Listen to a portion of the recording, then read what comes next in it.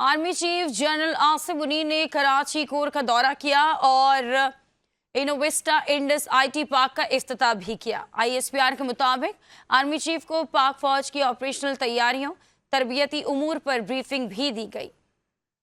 Army chief general Asim Munir का Karachi core का दौरा, कोर कमांडर ने इस्तकबाल किया। जनरल आसिम मुनीर ने इन्वेस्टा इंडस आईटी पार्क का इफ्तिताह किया। आईएसपीआर के मुताबिक आईटी पार्क नौजवानों को इस शोबे में मयारी तरबियत फराहम करेगा। मकसद नौजवानों को आईटी के मैदान में बाइख्तियार बनाना है। आईएसपीआर के मुताबिक वज़ीर आला सिंध मुराद अली शाह और अमायदीन ने तकरीब में शिरकत की।